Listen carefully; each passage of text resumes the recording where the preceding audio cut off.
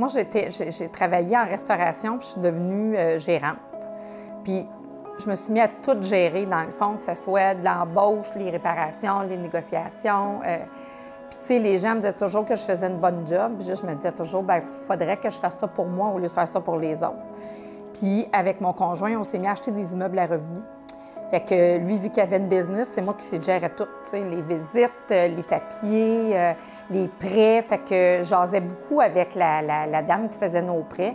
Puis j'aimais ce qu'elle faisait, j'aimais l'interaction.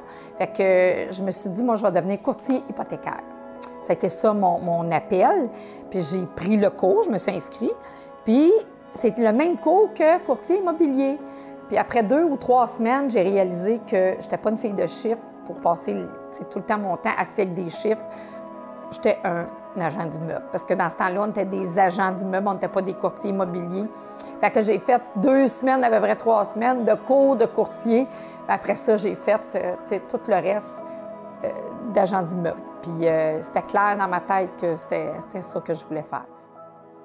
Je fais de l'immobilier depuis le 1er février 2008. C'est une date que, quand tu arrives en immobilier, tu ne peux pas oublier. Quand je suis arrivée en immobilier, j'avais une directrice qui avait déjà, je pense, 70 ans.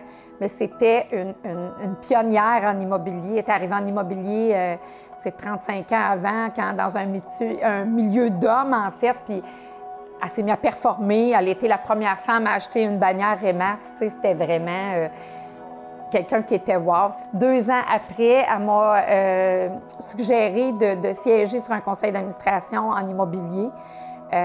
J'ai trouvé ça... Premièrement, je ne savais même pas c'était quoi siéger sur un conseil d'administration. J'ai appris tellement de choses là, dont un peu la négociation.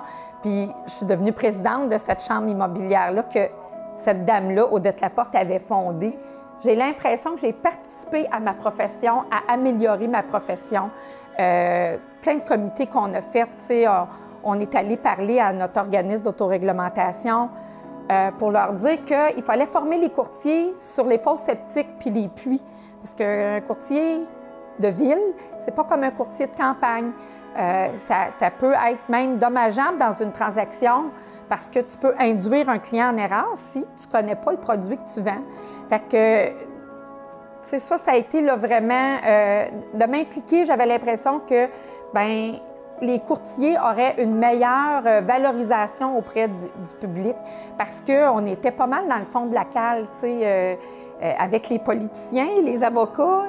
C'est pas le fun d'avoir cette réputation-là. Puis je pense que la plupart des courtiers sont honnêtes, ils travaillent fort, ils se dévouent énormément pour leurs clients. Il n'y a pas juste moi qui fais ça. Fait que je voulais valoriser ma profession. Après ça, ça m'a emmenée à siéger à la Fédération des chambres immobilières. J'ai travaillé sur des comités de publicité. J'ai fait des idées de commerciaux à TVA, là, pas juste dans mon journal local. J'ai eu la chance de participer à plein de choses, des grands projets. Peut-être c'est ce qui fait que je suis très marketing aussi pour ma propre business. 13 ans maintenant d'immobilier, puis j'ai encore le goût de continuer. J'ai fait 1 an et demi de formation aussi pour les nouveaux chez Via Capital. C'est le fun de partager ta connaissance puis de redonner.